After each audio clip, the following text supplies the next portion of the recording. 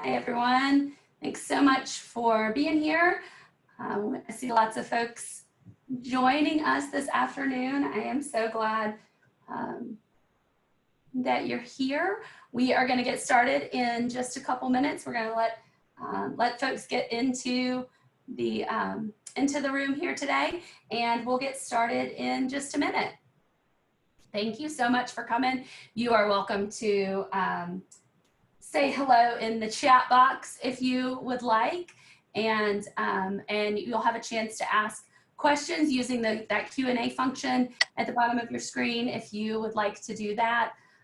Everybody should be on mute. Our panelists should also be on mute right now, and they'll unmute themselves when it is time for them to speak a little bit later on. And we will get started again in just a few minutes.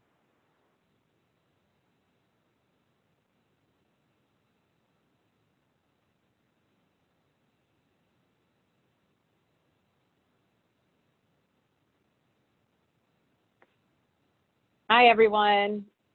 Just so you know, Jessica did say she's having a bit of potentially some power problems. So we are ready to take it over if her power goes out. She said it's been out a couple of times already today. So we are ready for whatever comes our way. Whatever power happens. outages, whatever comes our way. I promise you that you are going to walk away from this learning something new and something that you can use in your life and hopefully protect yourself or your children. So thanks for being here. We're just giving everybody a couple more minutes. Just let everybody, we'd love to hear who all's here today. Thanks for joining. Of course, and Michael, you have the access to switch in the PowerPoint, right? This is a team effort today. Oh, Jessica, you're on. You're back. Okay. Team effort. Yep. Yep. Team effort to make this happen. Was that a power? No, it's good. I'm good. I'm good. I paused my like, video so that I could check some of the settings, but I'm good. We're good now. So we're rocking and rolling. I love seeing these hellos in the chat box. We've got some friends. I see Veronica saying hey there, and lots of other friends over here in our chat box. We love to hear from you, to hear hello. You guys, there are 50 of us on this call right now, which is amazing. I'm so excited for you to be here, for us to be here together, engaging in this community dialogue, talking about what's going on with vaping in our community. So we're going to jump right in and get started. There will probably be a few people who come in a little bit late, and that is totally fine, but I want to make sure we're using our time wisely today. So welcome. Thank you so much for wanting to have this important conversation and for wanting to be a part of the work that we are doing to stop the epidemic of vaping among our young people. I am so excited to be partnered with all of those fabulous organizations that you can see on your screen. All of these people are a part of the work that GUIDE does to prevent substance use and abuse of all different kinds, not just in Gwinnett, but across the state. And so we're really excited and really grateful for all of our partners who are here tonight or this afternoon. And I just want to make sure that you all know that who we've got here, you're going to be hearing from tonight. I'm Jessica Andrews-Wilson. I'm the Executive Director at GUIDE. And Laura Bracey is the Community Advocacy Director at the American Heart Association. And so we're your hosts for this afternoon. And we have some amazing speakers and panelists who will be joining us. So you'll see all of these faces, not just in these pictures, but also you'll see their faces when they start talking to you in just a little while. So we're gonna kick off tonight with just kind of a introduction and overview of kind of why are we talking about this? what is going on with vaping right now. And then we will move into some questions for the panelists that we have that give them a chance to kind of explain a little bit about what they're doing, what they're seeing, what you might need to know as a parent or as a community member. During that time, if you have additional questions, use that Q&A box at the bottom of your screen. If you just jiggle your mouse a little bit around, if you don't see it, it'll pop up that there's a Q&A spot. Laura will be monitoring those, and so we'll be able to spend a little bit of time at the end of our dialogue answering some of those questions. And you can direct them to a specific panelist. If you want to ask somebody something specific, you can do that, or it can be a general question, and we will try to answer as many of those as we have time for this afternoon. So with that, I'm going to go ahead and turn it over to Laura to introduce our first speaker. Hello, everyone. Thanks so much for being here. Just a quick hello from the American Heart Association. You know, it probably comes as no surprise that this issue is near and dear to our heart. You know, our mission is to be a relentless force for a world of longer, healthier lives. And as you can imagine, longer and healthier lives means living tobacco-free. So we've made a real commitment to what we are calling the tobacco endgame, and that's ending all tobacco use and addiction. And we're working on this through education within our schools. We have lesson plans that we can provide teachers. We have educational materials for children and their parents. And we're also doing this through policy change, which is really what y'all hear me? I just saw something that popped up and said, okay, you can. All right. I saw someone say they can't hear. So I was like, oh gosh. That seems to be the name of the game sometimes with me and Zoom.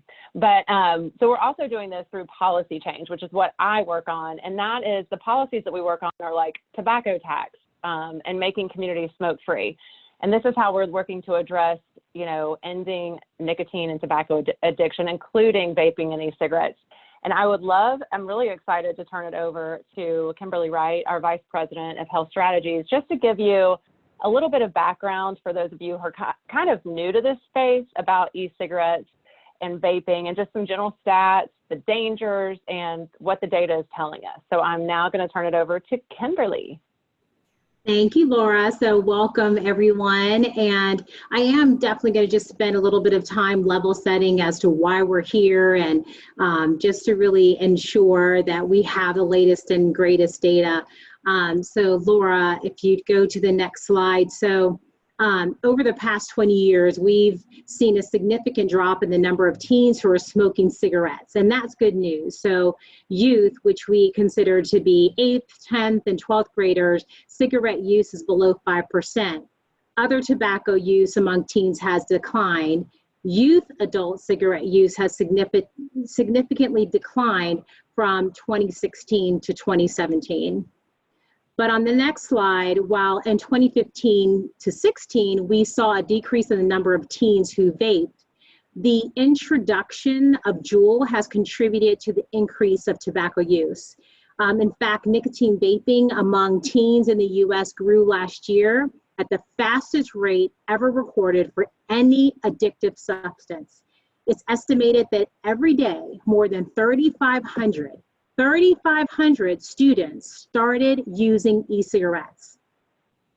Preliminary data from the CDC shows that the vaping rates for 2019 are continuing to increase. So of course, anecdotally, we know that the rates are increasing, but of course, this is rooted in the data. So we have an alarming trend that the number of teens who smoke e-cigarettes has significantly increased.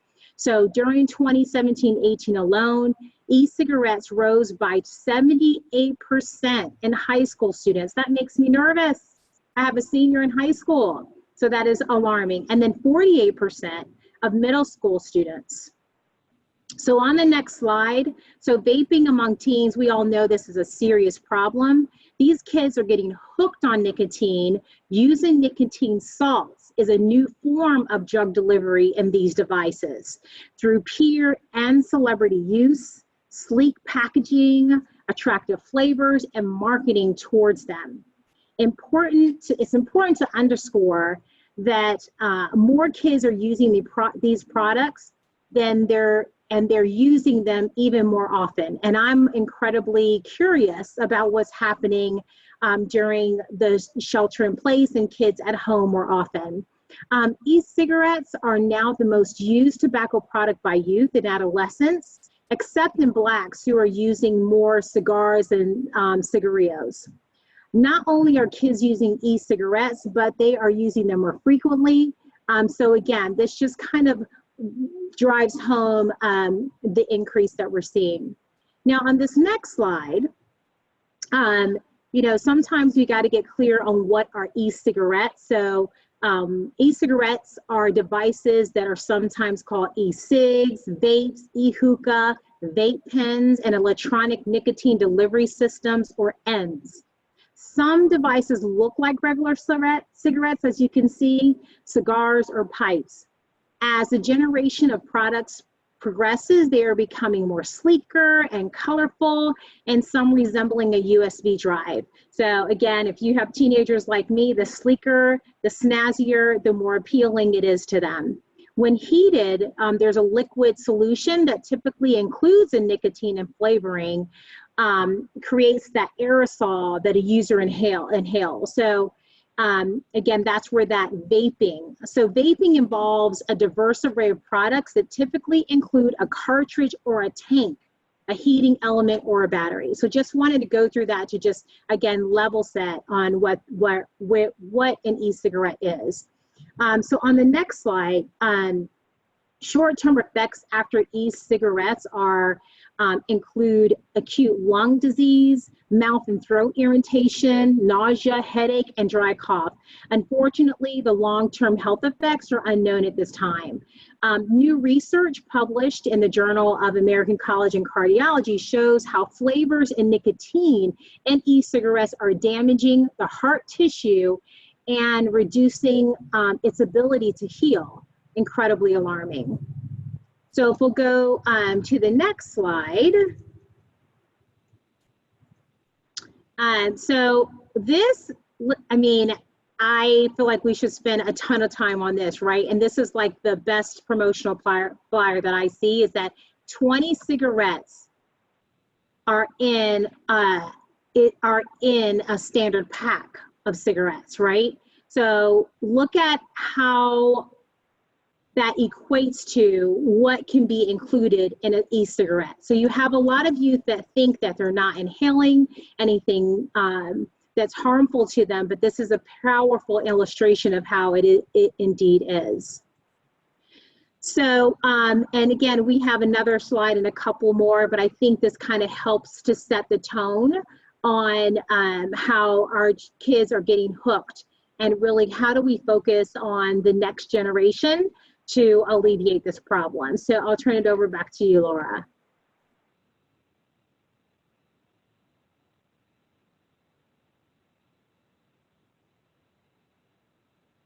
And this is actually going back to Jessica. Yeah, you know what, Laura? I'm sorry, I cut a little bit short. If you Yeah. go to that last slide again, that shows that, you know, with the one more, yeah, right there. So you can see that there are e-liquid flavors. So if you look at this, this is, you know, what is incredibly alarming, that the packaging is one that mimics a lot of food and beverages that kids love to consume. So I think this slide in particular also tells the story of why this conversation that we're having today is incredibly important. And I thank you all for joining us on this conversation. So Laura, I will officially turn it back over to you now. Thank you so And much. I'll officially turn it back to Jess. Yeah. No worries, no worries.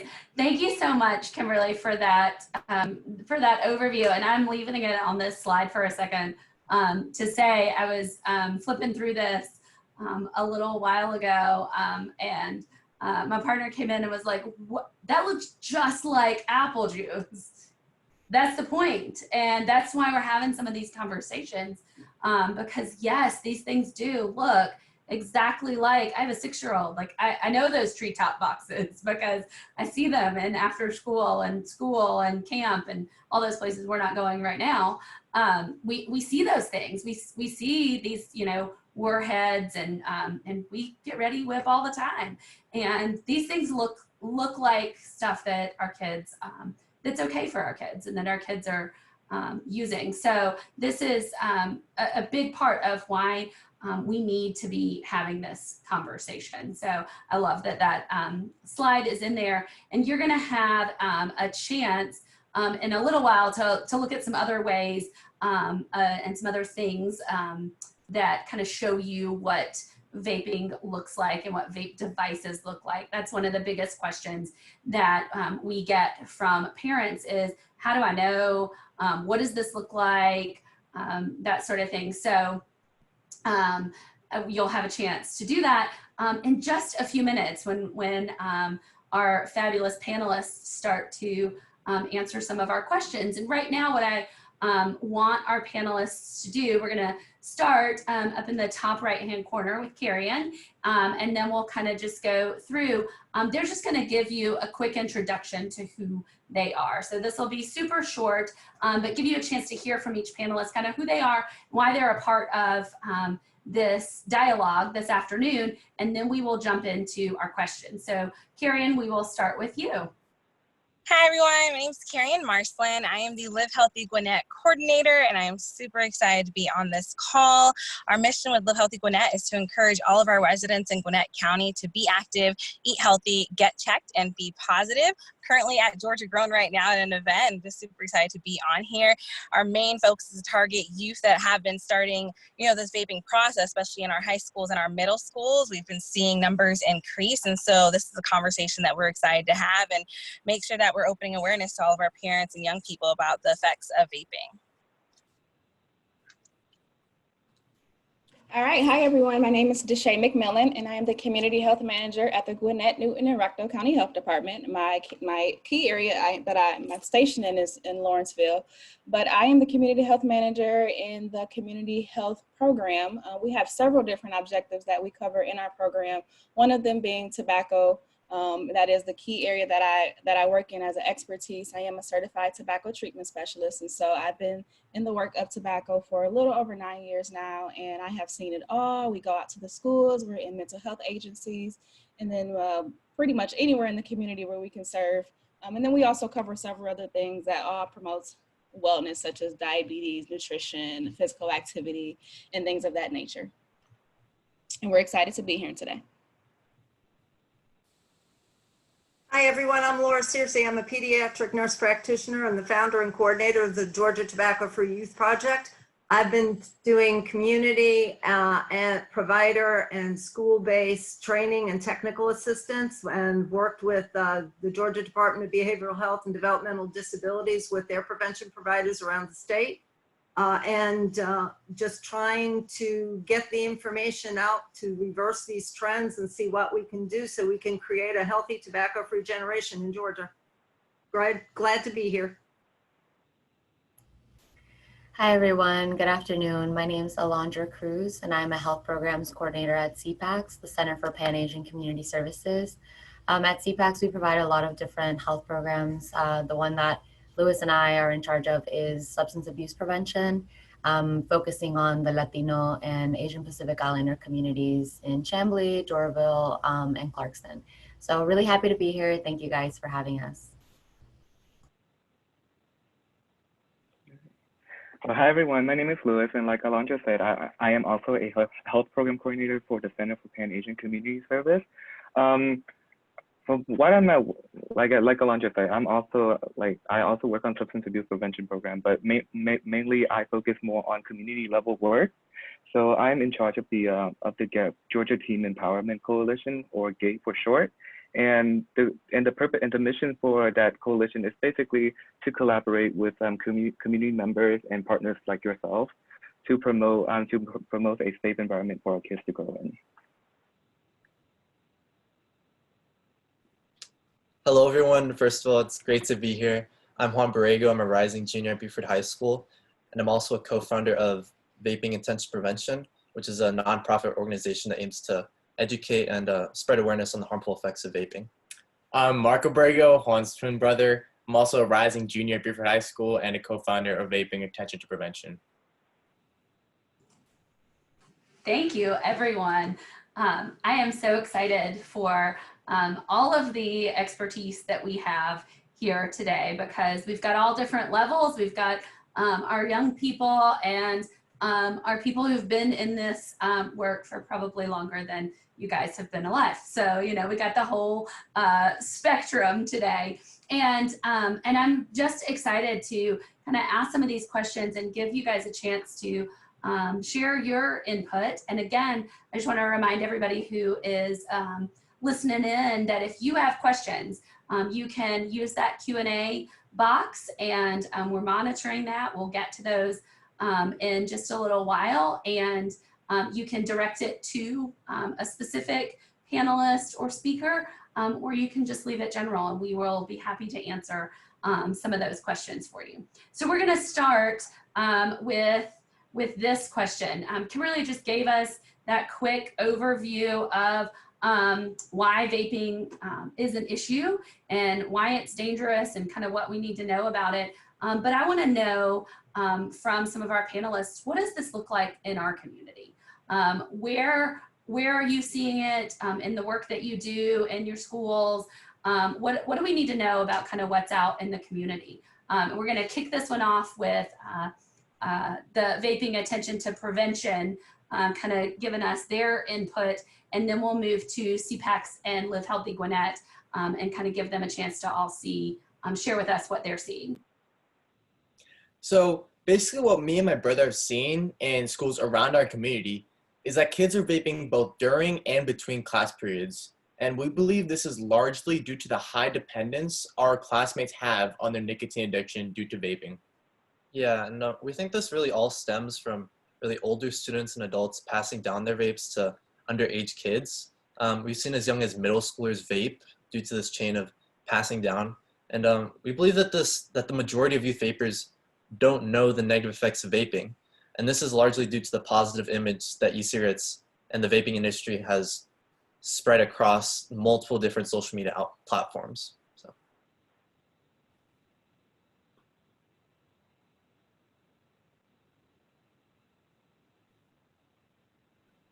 Okay.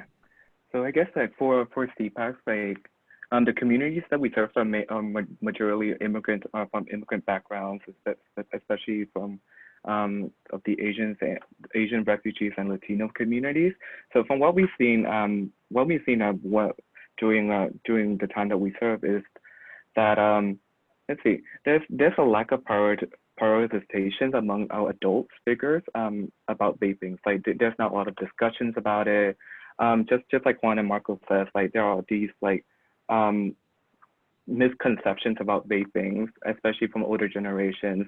And of course, like, there are challenges in our in the communities that we serve, which we can touch more on later.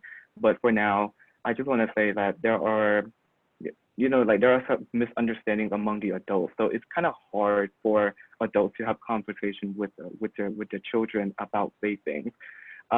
Mainly because the adults that we serve, they suffer from language barriers and, maybe don't have time to research like the, how bad the vaping pandemic has, or I'm sorry, the vaping epidemic that's happening is going on. So it's kind of like, so basically the kids and the adults are engaged in this, the blind leading the blind situation. And Alondra, do you have anything else to add to what I said? Yeah, so basically, like Louis said, with our community, which is predominantly the issues that we have are language and culture, a lot of the parents don't understand what vaping is in essence, and they don't see it as an issue and don't see the problems with vaping. So that comes from, a lack of knowledge, a lack of resources that are in language to give to these parents so that they can kind of have conversations with their kids. Another thing that I kind of want to say is that with our community specifically, they have other factors outside of school that could be, pressuring them, such as immigration status in the country, obtaining food, obtaining housing, teaching their parents how to speak English at times, things like that. So a lot of the time these pressures can cause the students to kind of seek out outlets to kind of forget about these things and do things that'll help them in that way. And sometimes it can be, you know, substance abuse, such as, you know, marijuana or alcohol or even vaping.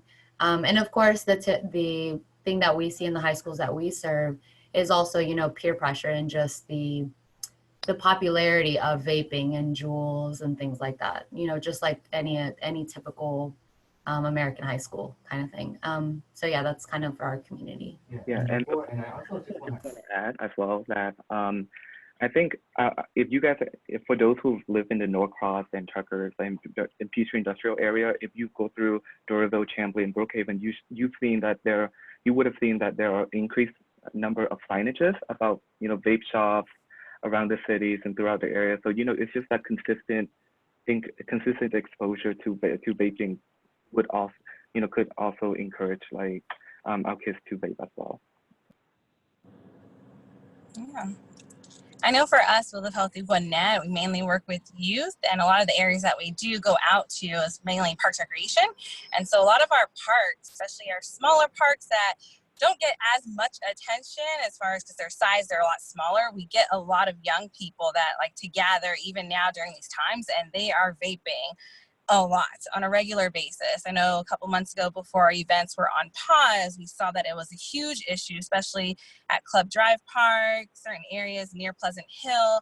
It has become a major issue that students are out there after school, you know, using vaping, especially the Juul items. Like they just look so catchy and they're just really popular with the youth that we've been seeing. And so we noticed that a lot of our students that we work with, their siblings that are slightly older than them, they're in high school, they're vaping on a regular basis. And they're using that, of course, an outlet to have something to do, especially now with school being out. They need something to do, somewhere to go, and being out in the parks right now is a big thing. And a lot of kids that we've been seeing out in the parks, they are utilizing vaping as a regular thing. And I think the biggest issue is that some parents just don't know what their kids are actually doing once they leave the home, and there's a disconnect there. A lot of the families that we do serve, they tend to work either long hours during the day or in the evening, and so during that daytime while they're at work, their kids are trying to find things to do, and they tend to get around, you know, other friends that are vaping, and they tend to do it as well, and they just really don't know the harmful effects. I know we've talked to younger students that we've brought this up to, and a lot of our 8th graders that we worked with in the past, they have siblings that do vape and they think it's really cool. And we've asked them like, hey, do you know the health benefits of this, how it does actually hurt you? There's no health benefit. And a lot of the same things that I keep hearing is that, oh, it's better than smoking a cigarette. It's better than doing hookah. So it's just the lack of knowledge that we're seeing in a lot of the young people, and then just access and just boredom, honestly. I feel like the biggest thing that's happening right now due to COVID-19, I do think vaping is going to increase because there's not much that people can do since they've been in quarantine. And I feel like our parks right now are just getting filled with young people that are just vaping for the fun of it out of pure boredom and lack of knowledge. That's a big issue that we're seeing in our community in Gwinnett County. Thank you all so much. Thank you, Carrie, for wrapping that up. And really what you're saying ties in to everything that Juan and Marco said, and that Louis and Alondra said as well. You know, we know that this is an issue with young people.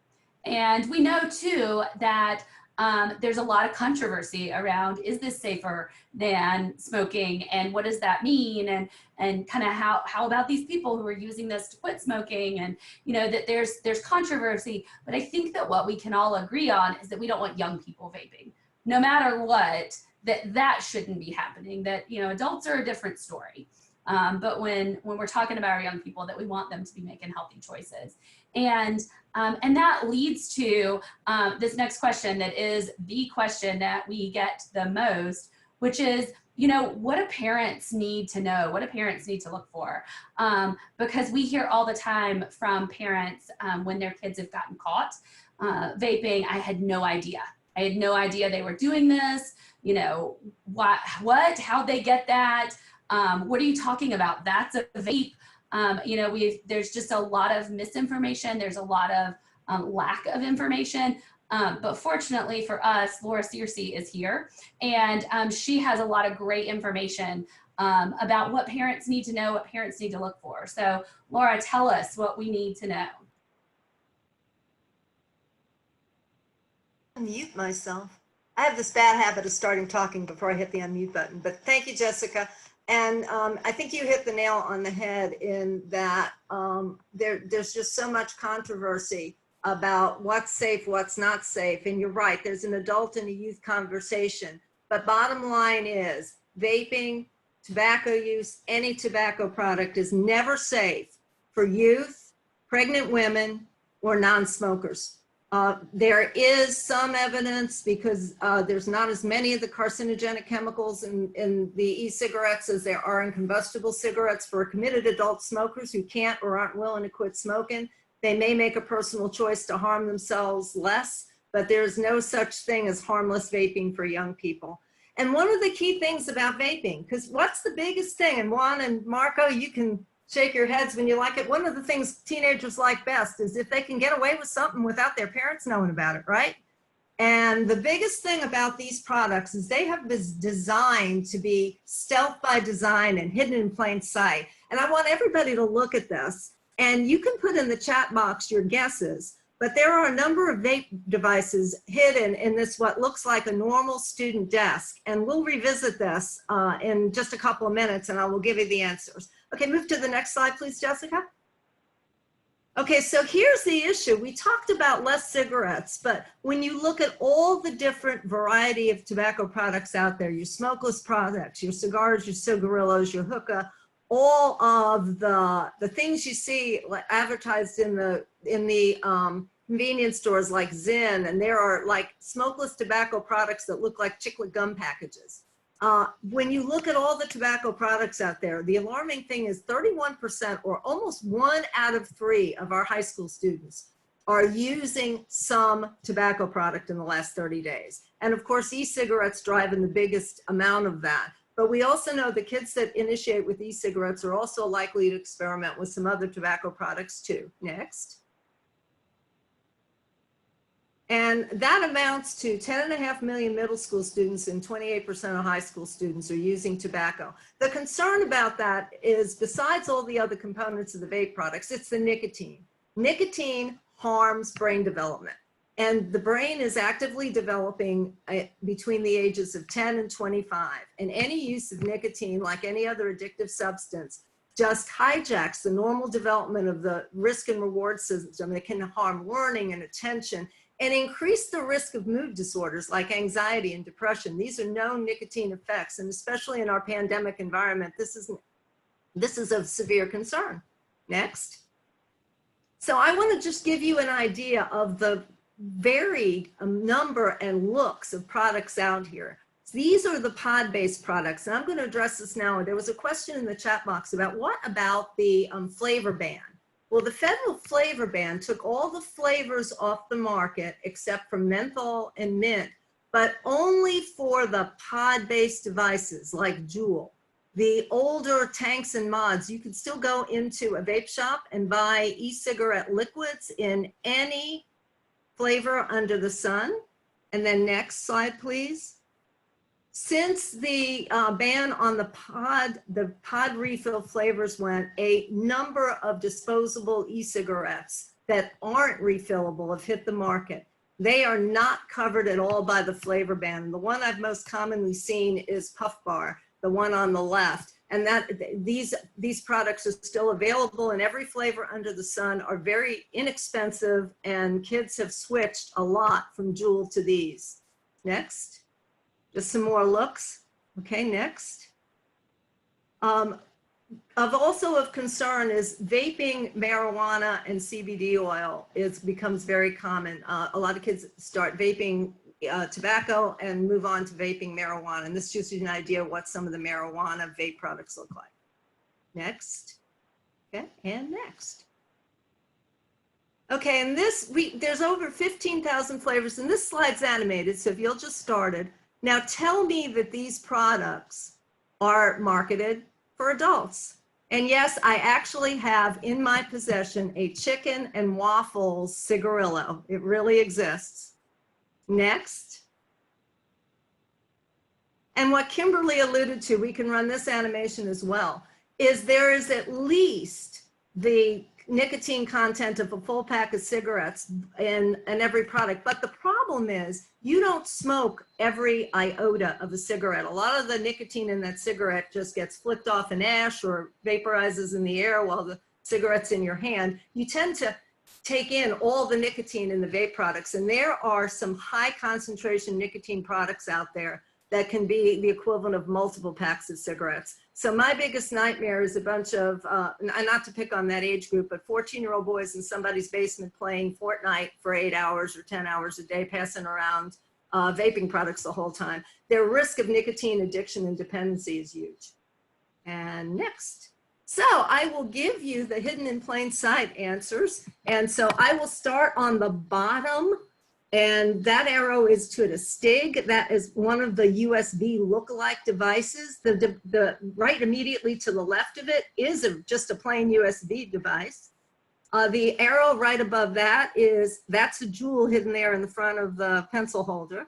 Up above that yellow device is a Swarin. That is another pod-based device. In the pen and pencil holder are 2 vape pens.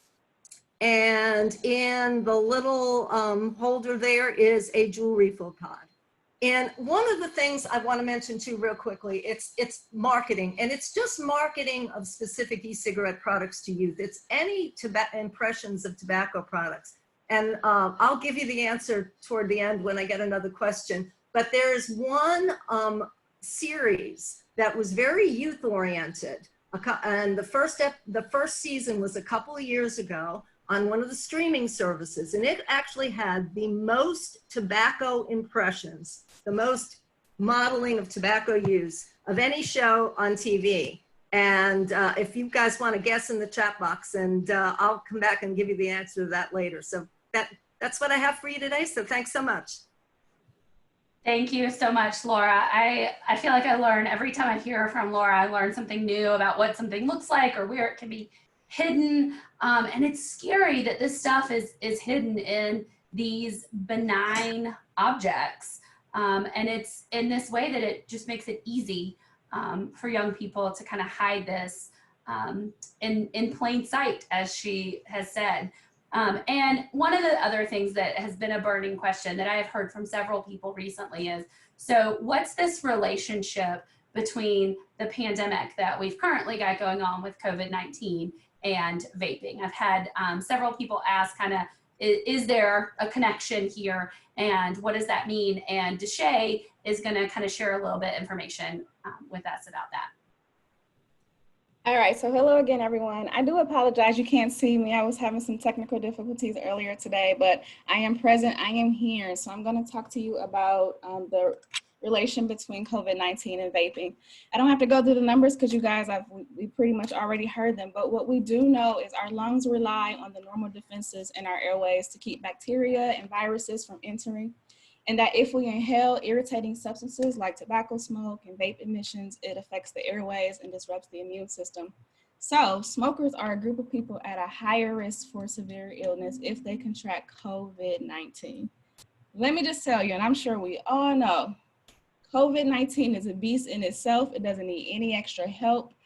It has, I'm sure we all know at some point, or we know of someone that has been touched by this particular virus that we have going on.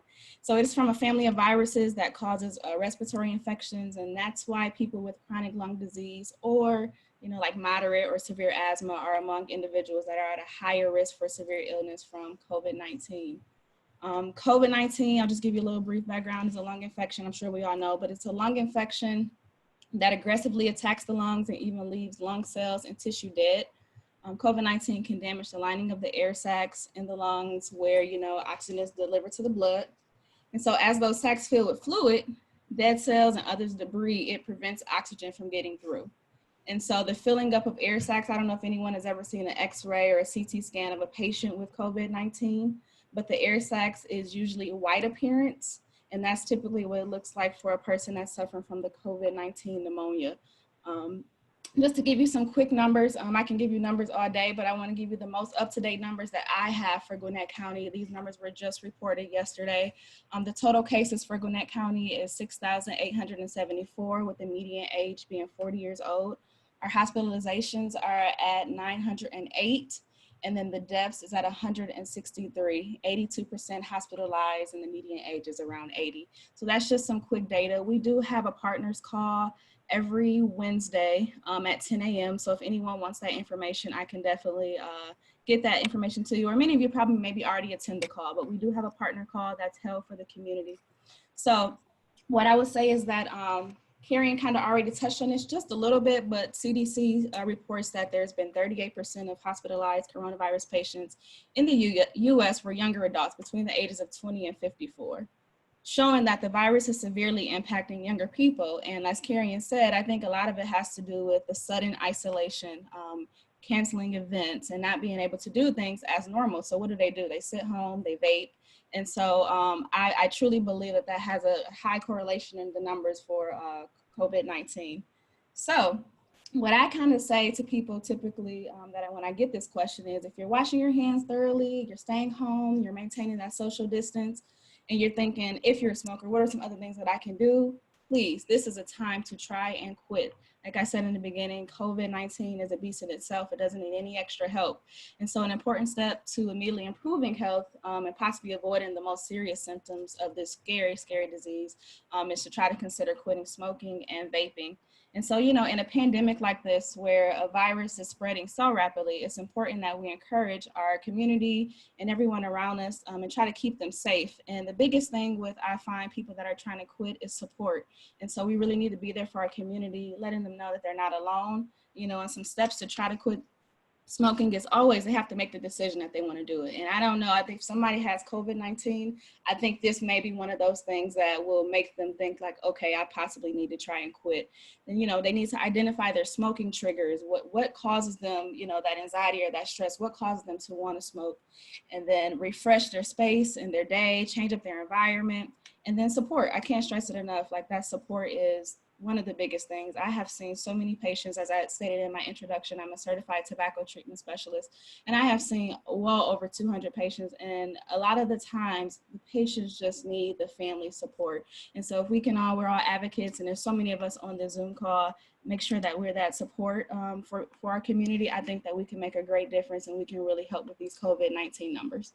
So I'm sorry I didn't have any slides, but I will put this in slide form. So if anybody wants this after the presentation, I would definitely send it to Jessica and Laura, and they can get it out to you. Thank you so much, Deshay. Yes, and I know that several of you have asked or are interested in, will I get these slides, will I get this resource? So we're recording this right now, and it'll be posted on our website as an on-demand opportunity, so you can go back to it and look at it. You also are going to get an opportunity to fill out an evaluation that will automatically send you a certificate so that you can prove to somebody that you were here if you need to do that, but also a ton of resources. And that evaluation will give you the opportunity to ask any additional questions, ask for additional resources, to sign up for any of the mailing lists from any of the organizations that are here, so that you can stay a part of this conversation, so that you can continue this. And so yes, we can absolutely connect you with people, and we can get you resources and get you copies of the slides if you need those. So thank you, Deshay, for that information. And I think it's so timely that we do need to be talking about this. And I think some of the issue is there's a lot of conversation about, do young people get COVID-19 as easily? Do they transmit it? There's all of these kinds of things. And I think that what we can all agree on is that if somebody is doing damage to their lungs by vaping, by smoking, whatever it is, they're going to put themselves at higher risk. And so obviously, the more that we can do to kind of curb that use, the better off we're going to be. So we've talked about a handful of different things, and kind of the dangers and what this looks like. And what I want to hear now from all of the panelists is your perspectives in 90 seconds or less.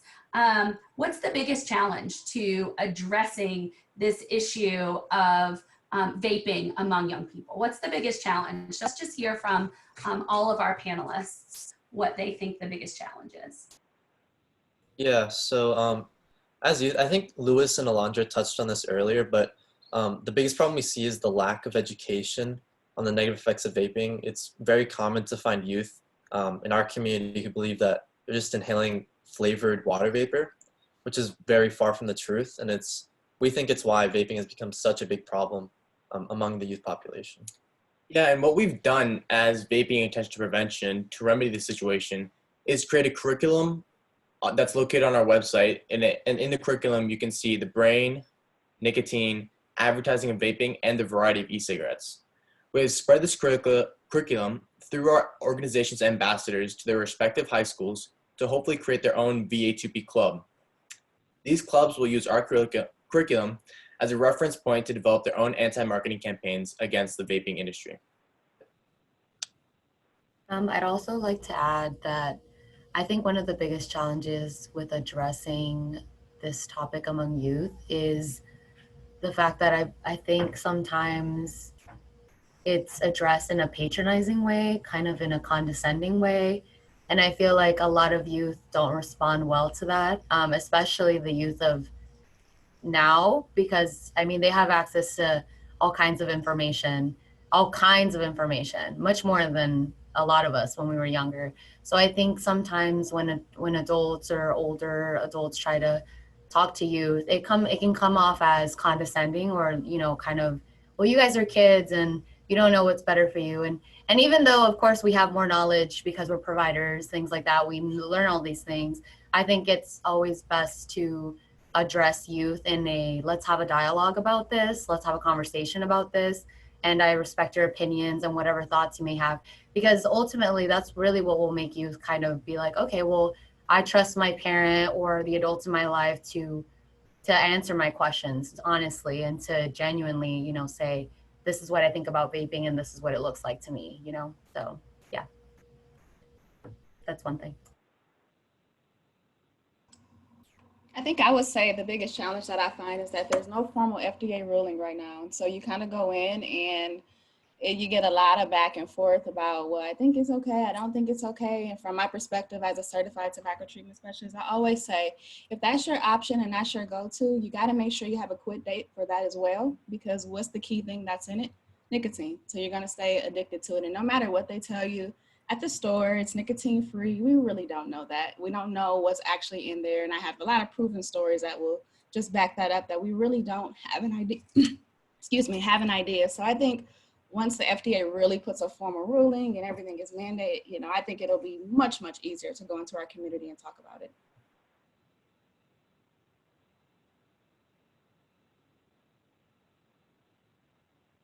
And this is Laura Searcy. I think one of the biggest problems is the availability of flavorings. We know when the Family Tobacco Control Act was passed, all flavors of cigarettes were outlawed except for menthol and tobacco and regular tobacco flavor. And we've had problems with menthol ever since. And there's a lot of health disparities related to menthol. But now I know I had a question about the flavor ban. The flavor ban that the federal government put in effect only affects the pod-based devices. So Juul and Juul-like devices, the devices that have the replaceable pod-based.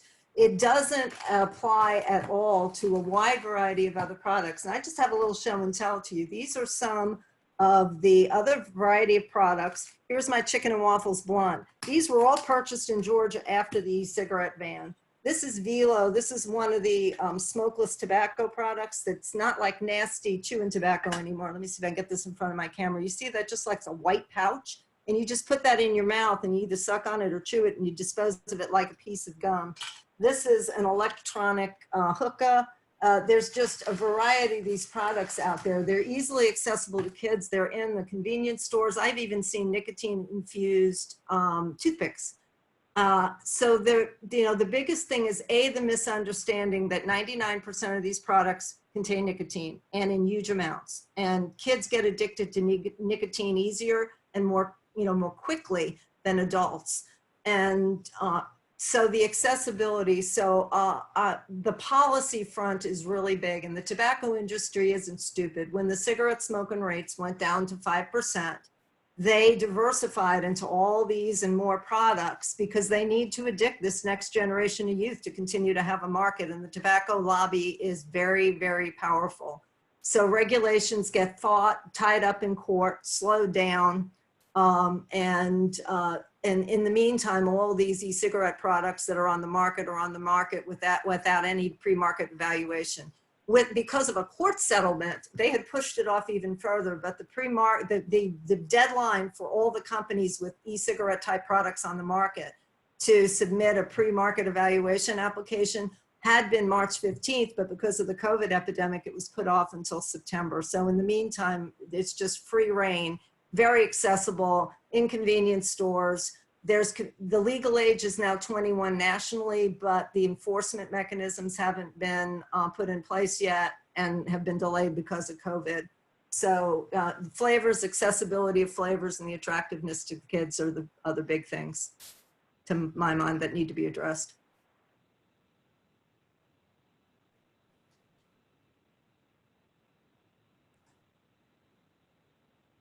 All right, so we've heard a lot of different challenges, and I think that I think there are a lot of challenges when we're talking about how we curb this epidemic.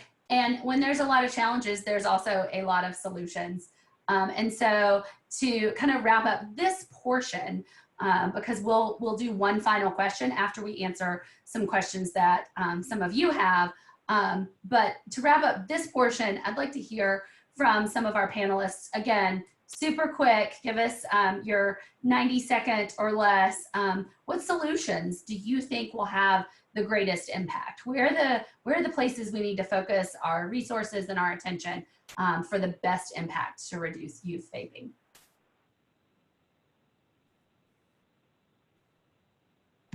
I think adding on to what we've previously mentioned, like education, I think that advocacy also has a really major impact. My brother and I, we've advocated for several bills, including Senate Bill 298 and HR 2339, which have helped to slow the spread of vaping to the youth population. But I think that the creation of policy to aid in our efforts is one of the most effective ways to bring about positive change in our community. Just to be more specific, my brother and I have also participated in the American Heart Association's Year the Cure program, which was really a life-changing experience. It was great. It allowed us to speak to congressmen and women about really issues that were really important to us, like vaping and e-cigarette use. So to join, you can also text join to 46839. It will also be in the chat, but it was really a life-changing experience, and it's great if you guys could join too. And overall, these policies that we helped advocate for will eventually stop an entire generation from becoming nicotine addicts and lifelong customers of the vaping industry. These policies will bring us closer to becoming the first tobacco-free generation. Yeah, I just want to add on to I think with what Juan and Marco said, it's definitely probably I think that is the best solution to resolve the youth the vaping epidemic among the youth is basically to let we as providers, we need to provide resources and provide space for the youth to take charge and be the voice in their community. Because I mean, to be honest, even though I'm not that old, I'm only 24 years old, but there's already that, that generation, there's already that cultural gap between the current, the current youth and my age group. So I think putting, dedicating our resources to, train them, empower them, providing them space so that they can feel confident to be the voice for their community. Because like I said, youth will listen to youth. Youth will not listen to adults. So I think I think in order to inspire change, they should be the face of this movement. And just to share what we're doing at CPACs in regarding to tobaccos and vaping, we have a youth action team who is trying to establish a clean air ordinance for the city of Doraville. And what we've been doing now is just basically teaching them, policy making, policy changes, the process of legislations, and all the stuff. Just basically providing them the knowledge and kind of help them find their passions, kind of inspire them to be the voice of their communities. And I think And I think soon, actually in August, hopefully, that they're gonna have a discussion with the Doraville City Councilman to talk about clean air ordinance and why it is important to create a safe environment for them, for their families, themselves, and community members to thrive in.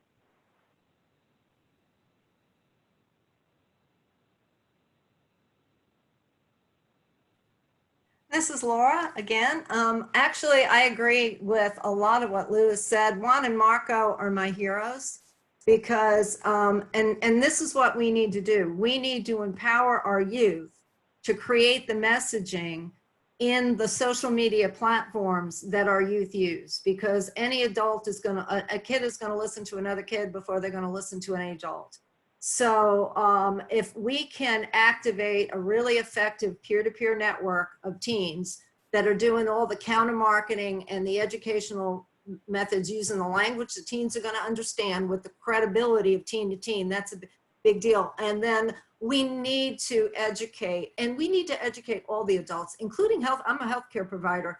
I do a lot of education to healthcare providers because none of us learned anything about e-cigarettes and vaping in our programs. So there's just the average misconceptions and lack of information that you see in the general adult population, the same among healthcare providers. And then our policymakers, they need to understand that since 90% of adult smokers and folks that use any tobacco product that are hooked on nicotine, they started using before the age of 18.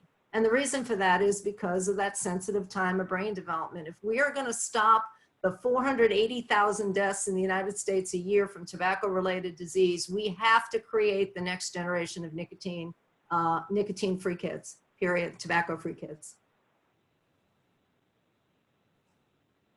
Awesome. This is all really good stuff. And I agree with all of this.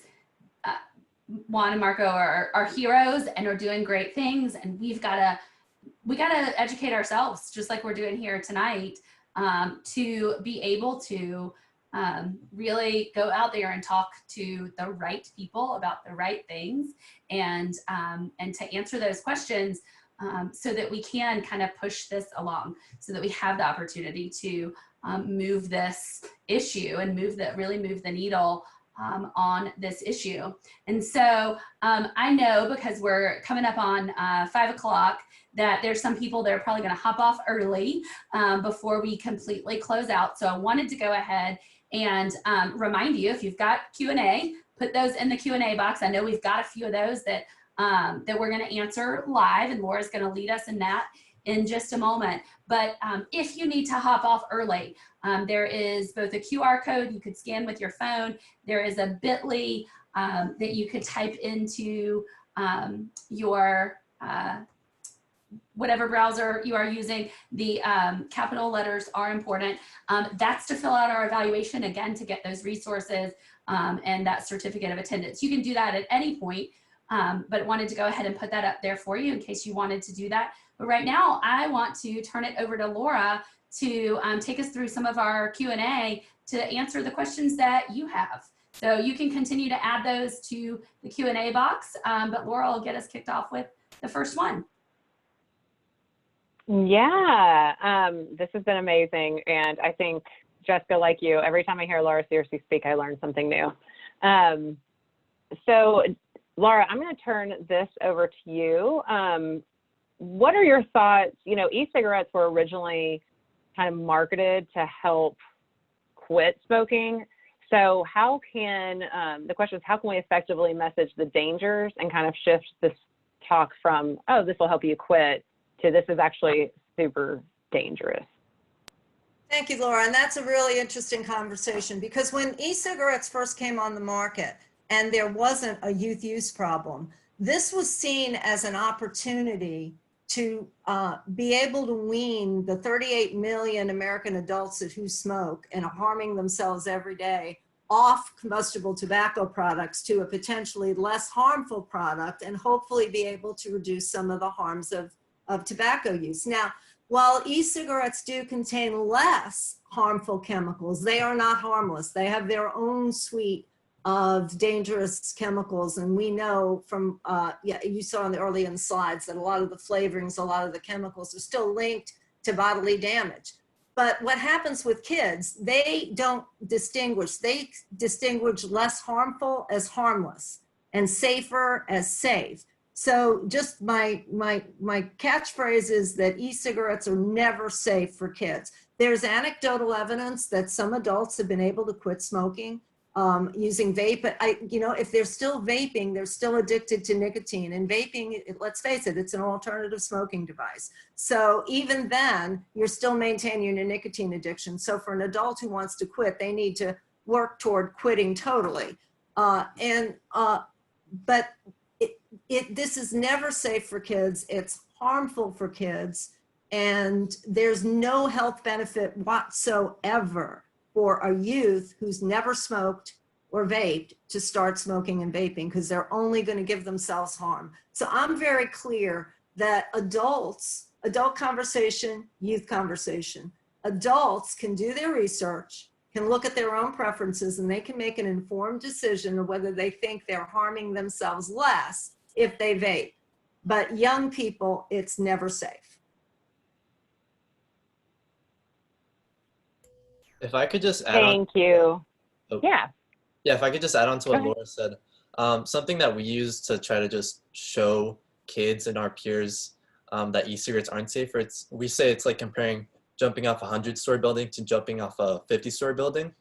Sure, it's safer, but still you're gonna have the same result. So there's no, yeah, that's one way we've done. Yeah. I love that, Louis.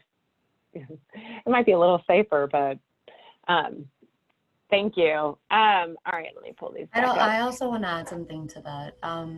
So when talking about tobacco, I feel like it's difficult to have a conversation about tobacco without also addressing the fact that tobacco companies regularly target Black and brown communities. They, build vape shops, tobacco sales are the highest among these communities.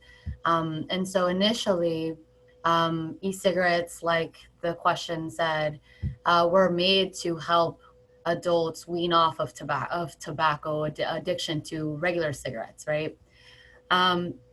So I think it's dangerous to say at times that e-cigarettes are completely bad, because they do provide an affordable alternative to these Black and brown communities to wean off of tobacco, because sometimes these communities can't afford counseling, they can't afford expensive alternatives like patches and things like that to come off of tobacco. So I do agree that we should be promoting that youth should not be using e-cigarettes, because they weren't made for youth.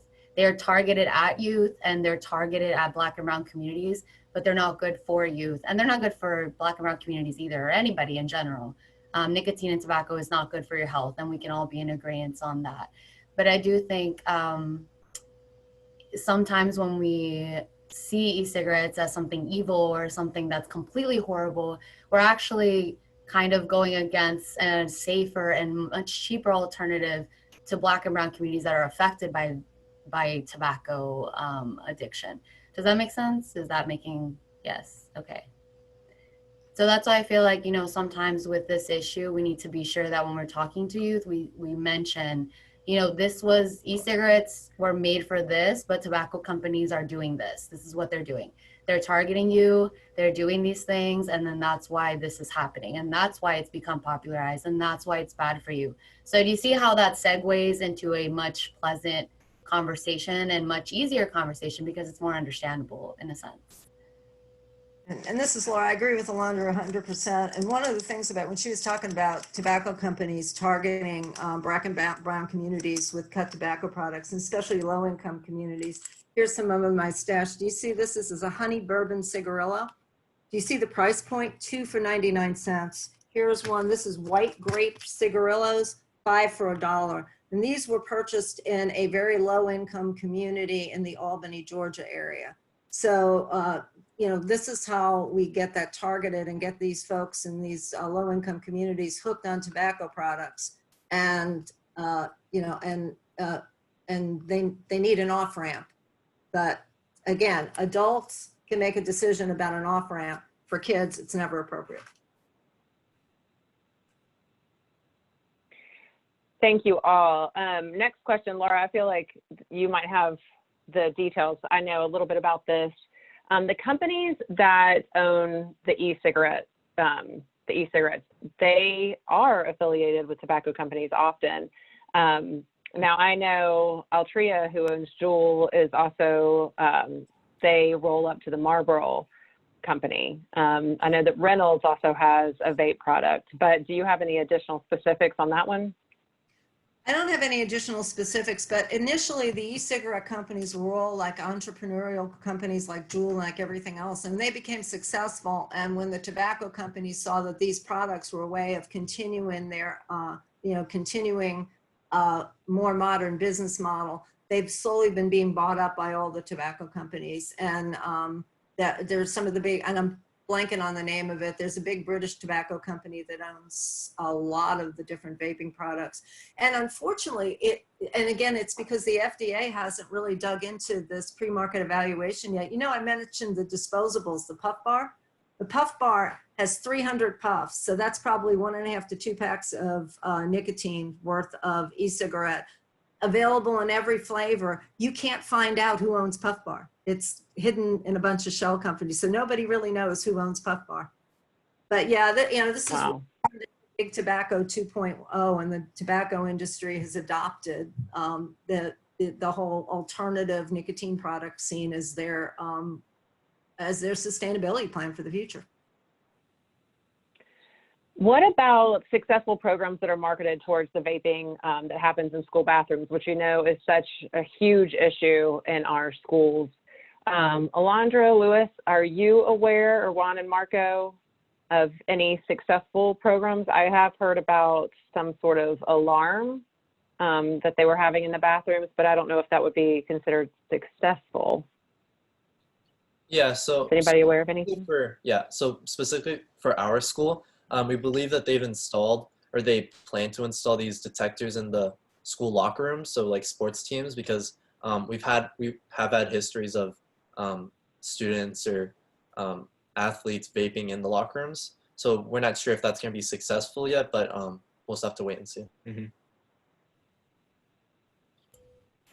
For our schools, the ones that we work in, they have mentioned that there's an issue with youth smoking in the bathrooms. There's no program in place because the conversation was really beginning to be had around the beginning of this year for the school specifically that we work with. We went and had a vape talk in Spanish, actually. So I led a workshop in Spanish for the Latino parents and a lot of the parents had no idea that what even vaping was, or even that there was a device for vaping, which is shocking because you would think, there's news about it all the time. But once again, like I said, the language barriers. So at the beginning of this year, we were kind of talking about what we could do, what programs we could implement. This is the first time of me hearing the alarm in the bathroom. I think that could be a great alternative to prevent youth from at least doing it in school. But I don't know if that's a long-term solution really, because it's just giving them a reason to go smoke somewhere else. It's not stopping them from smoking. So I can't think of anything off the top of my head as a long-term solution, except having these conversations and having the dialogue and providing the information, because like we've mentioned many a times, a lot of people have no idea what the actual effects are of these devices on youth. Thank you. So Jessica, I might turn this over to you, this next question. Can we draw a parallel between MAT and substance misuse as vaping and regular cigarettes? So I do not have the answer to that question. I saw that come in on the Q&A, but would welcome if anybody does have the answer to that question and wants to put it in the chat box, because I think that's a great it's a great question. The question was, can we draw a parallel between MAT and substance misuse as vaping and regular cigarettes. But that is not in my wheelhouse. But it's definitely something, I see, Monica, that you were the one that submitted that. I know who to ask that question of. So if we don't get any answers in the chat box, I can reach out to some people and connect you to those, because I don't have that answer. So, and I also want to say aloud, because I see that Terry put this in the chat box, and I think it's an important thing, that those bathroom alarms are really expensive. She says that they are $1,000 per bathroom, which we know a number of our schools just don't have that kind of budget, don't have those kinds of resources.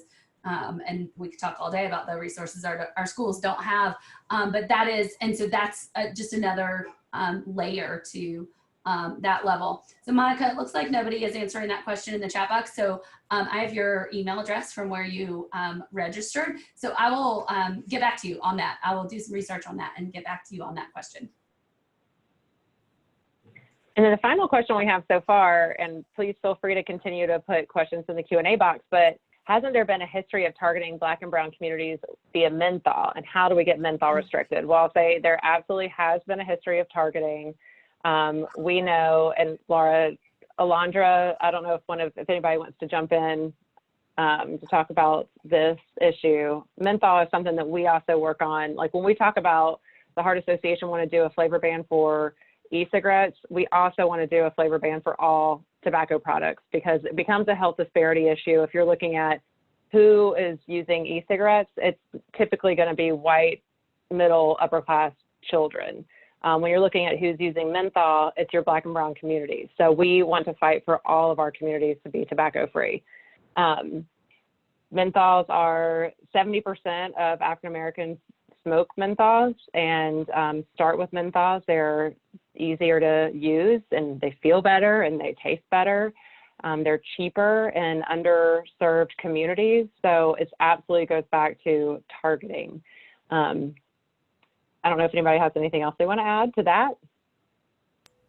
I do want to chime in that in the chat box is the information about the Heart Coalition that is currently working specifically on this in Fulton County, and I am on their email list, and they do some really great work, and they have a really great app. And so if you are not connected to the Heart Coalition, but you would like to be, you can Google, you can see in the chat box, Heart Coalition, and reach out to them and get connected to the work that they're doing, because they are doing some really great stuff. And I did have a question come in for Juan and Marco. So given this pandemic we're in, do you think, have you seen or heard the thought of sharing vape pens? Are you feeling more uncomfortable, or are you hearing it? I mean, I know we actually are all just hanging out of the house and not talking or seeing people much, but are you hearing that is that's a thing that people aren't wanting to share them as much as they were? Like, I know there's a lot of sharing in the bathrooms or sharing with your friends, but has COVID-19 made it a more uneasy thing to share? Yeah, I think that due to the isolation that we've been having, kids aren't really seeing each other as much as they usually would be during the summer. So I think that's stopping the sharing of e-cigarettes between them. But I think there's also kind of there's a way to say that kids are vaping more and vaping less, because there is an increase in stress because you can't really talk to your friends with the pandemic going on. Some of their family members might be dying. So that could be an excuse to use nicotine devices such as vapes or cigarettes. Yeah, but also like there's the other side to the argument, because because you're not hanging around other people, that social addiction isn't there. So like Marco said, people might be less likely to vape.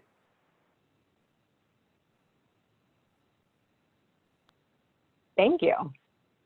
Any other questions?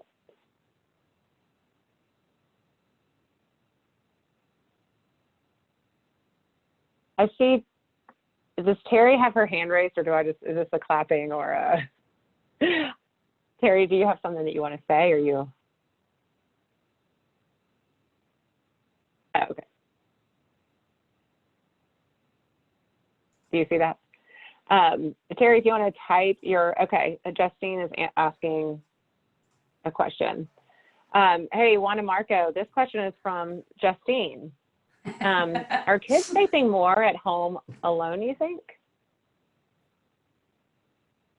So what we think is that since kids are kind of stuck with their parents, it's a lot harder to sneak like and vape unless you're just stuck in your room. So that could be also a way that kids aren't vaping as much because they're kind of stuck at home with their parents, and it would be a lot harder to sneak your vape. Mm-hmm. So I think that's a reason why kids, or it's possible to say why kids aren't vaping as much now. But then, like I said earlier, that a big reason that some kids vape is because that peer, like that social addiction, the only reason to do it is because it makes you look cool in a certain way.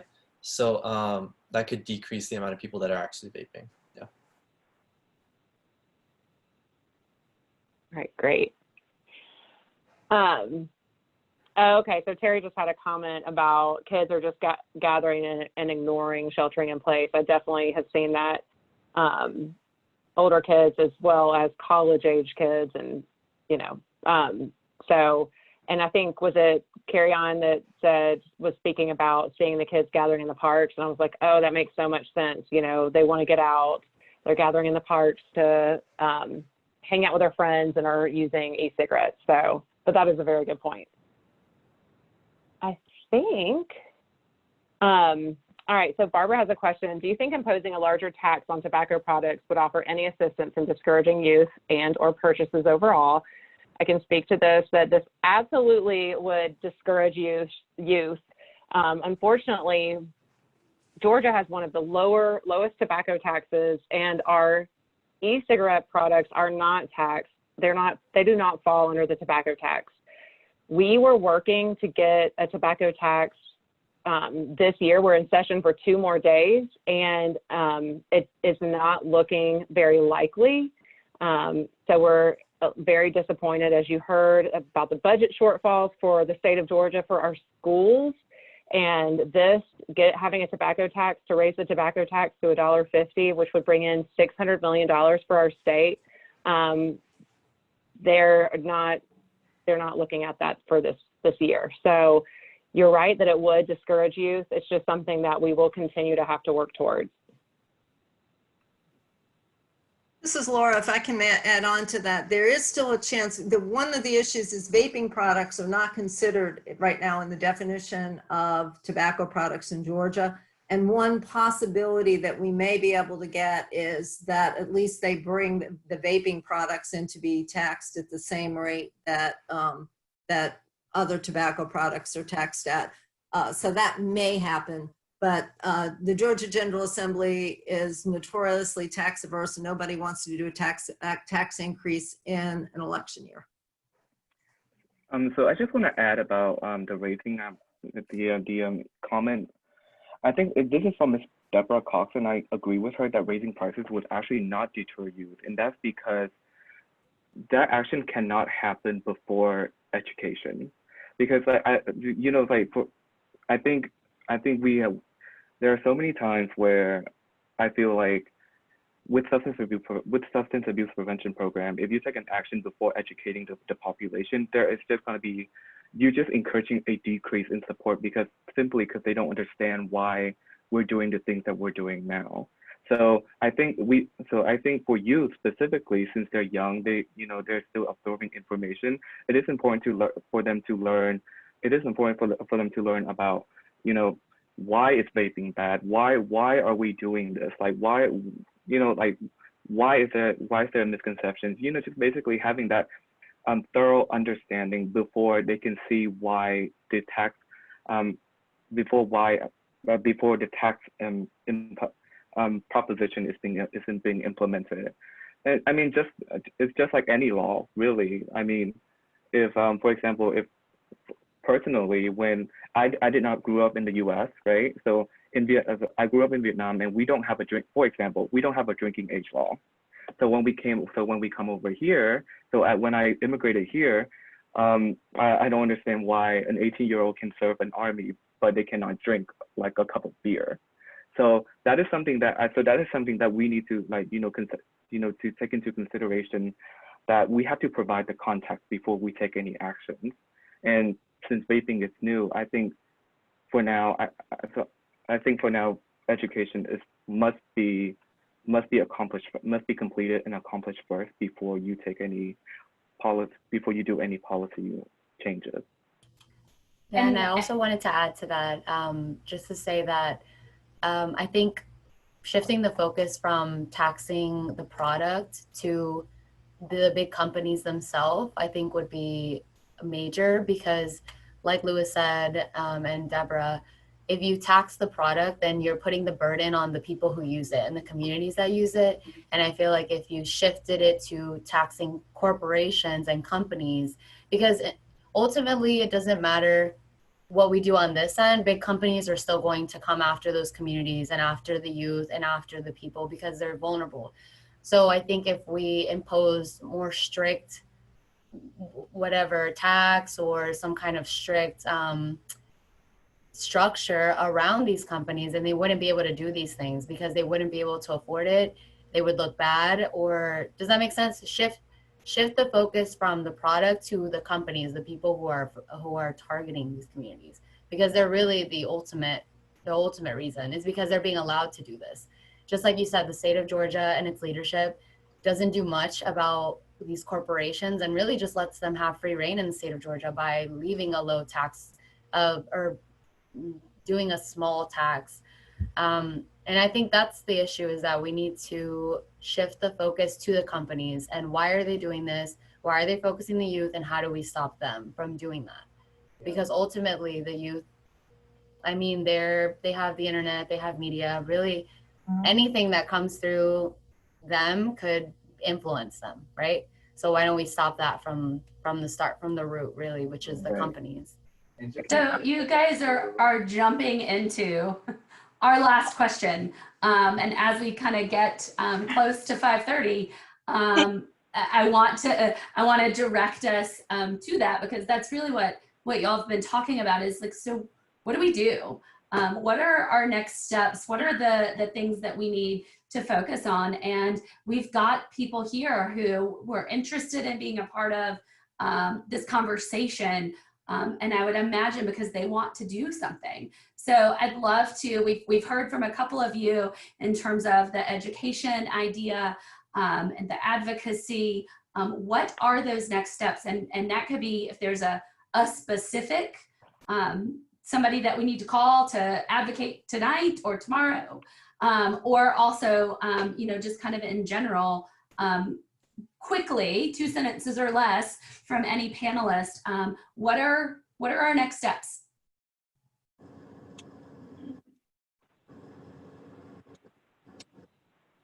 Yeah, so Go ahead, Juan. what we really think is that what we really need to do is to keep our eye on the goal to slow and stop the spread of vaping to our youth. We can do is what we can best do is by focusing on both education and public policy in our respective communities to bring about positive change. And this is Laura, and as my closing comment, I just want to back it up one step as to why do people use any substances? Why do kids vape? But it is to relieve stress. And especially in a pandemic environment, we've all been reading about the mental health challenges, all the isolation, all the depression, all the anxiety. So it's really easy to vape in the house with your parents with nobody knowing it. And somebody wrote a comment about some of their parents are buying their kids their vapes. And I've heard from the parents of some of the high academic high schools. My kids are so stressed, and I don't want them to drink or use opioids. But their vaping helps them control their stress. So the adults are totally ignorant of the health effects. But what we need to do for all of us that are in youth-serving populations is how do we back that up and teach kids healthy ways to manage stress? Because if we give kids better coping skills and better resiliency skills, they'll have other tools in their toolbox to use when stressful situations come up, besides turning to substance use like tobacco.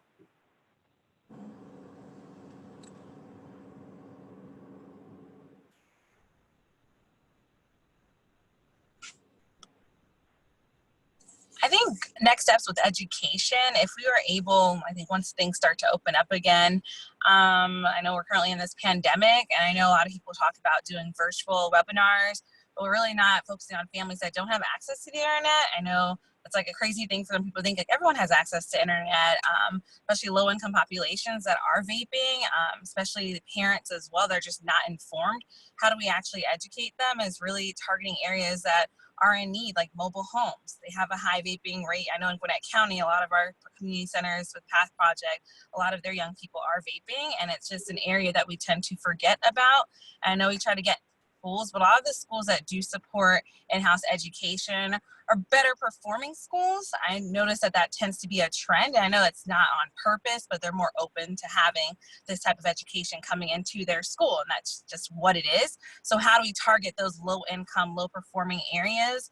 And so I figure if we go to churches, that's another thing to talk about, bringing that up to pastors, youth ministries, talking to child care providers and reaching out to those parents there, because 9 out of 10, they usually have older siblings, and how do we reach them and get that population that is underserved, that don't have those awesome schools that are offering these amazing programs, or partner with great organizations like Guide.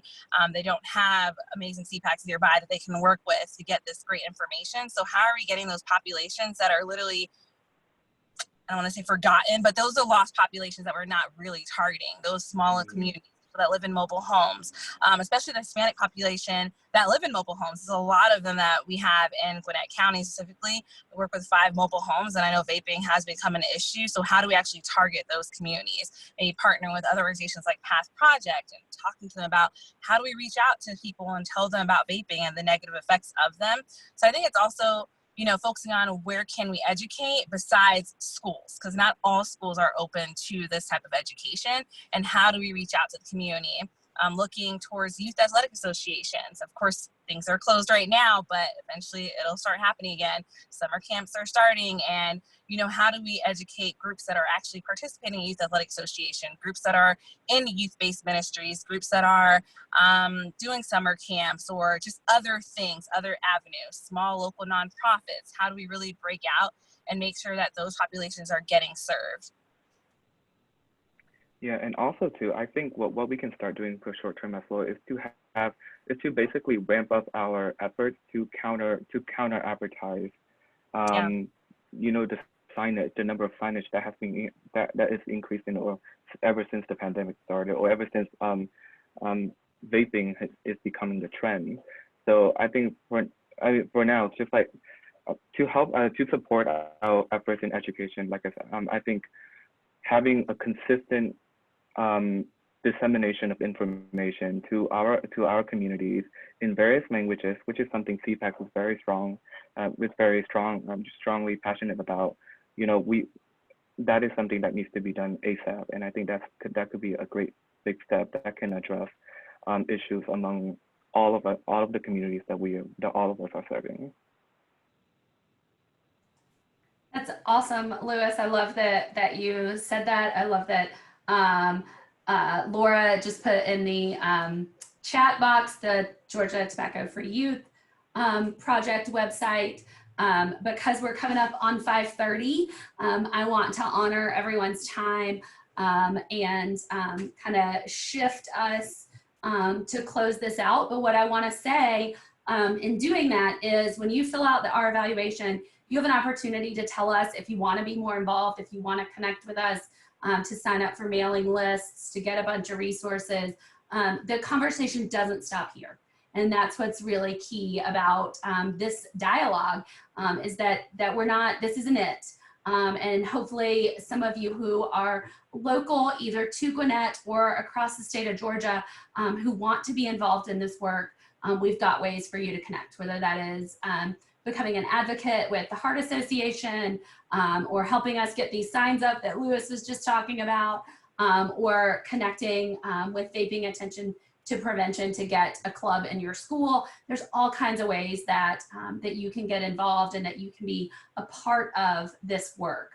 I want to, before we leave, I want to say thank you to all of our speakers and panelists this afternoon. They all volunteered their time to be a part of this and to help us have this dialogue. And I am so grateful for their expertise and for their willingness to be a part of this, to share what it is that they're doing and how we can be connected to that work. So thank you very much to all of our panelists. You guys are absolutely amazing, and I am really glad that you were a part of this afternoon's event. Again, there is an evaluation for you to fill out either at bit.ly/vaping talk. The capital letters are important, or you can scan that code, or you're going to get an email that will link right to it. So there's a lot of ways to be involved and to get connected. Every panelist who is here, a link to their website is in the email you'll get if you'll fill out that evaluation. So lots of ways to continue to connect with us and to access those resources. We'll hang out for a few minutes, but go ahead and fill out that evaluation. And if you are good for this evening, go ahead and head on out. But if you want to stay around, if you have questions, we'll hang out for a few more minutes. Thank you so much for being here. We will see you next time.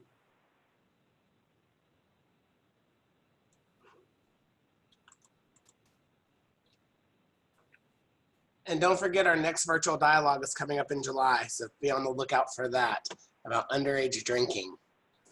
It is in the email that you are going to get when you finish this will be the details and registration for our next one. Thank you, Michael, for reminding us of that.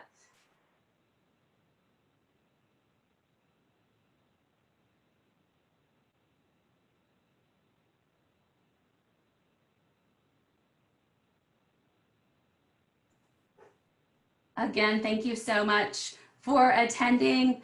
We are grateful that you were here.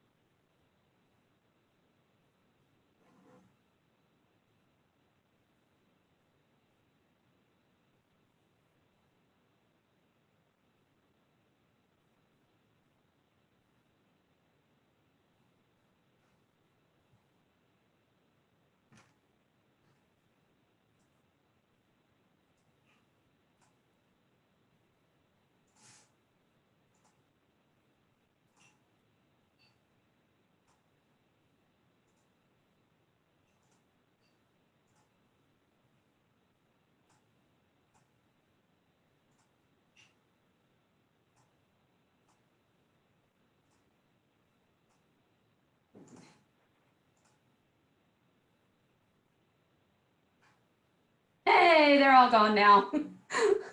I was waiting on everybody to get out. And I always do this at the end, like if there's like 2 or 3, I just start removing them because it's somebody who like walked away from their computer or they're filling out the evaluation and they're not paying attention. Yeah.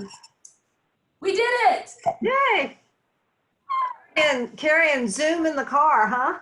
That's talent. Right? Gotta do what you gotta do. Just gotta make it work. Right? That was awesome. And we had 67 people registered. There were 65 on. Oh, wow. Yeah. So yeah, that is pretty awesome. So anybody have feedback, comments?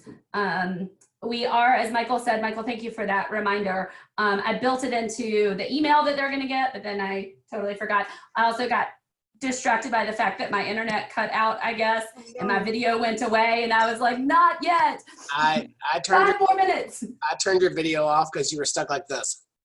Yes. Thank you. Bad face. And Thank I was you. like, oh, that's kind of scary. I'm gonna turn that video off. Yeah. Thank you.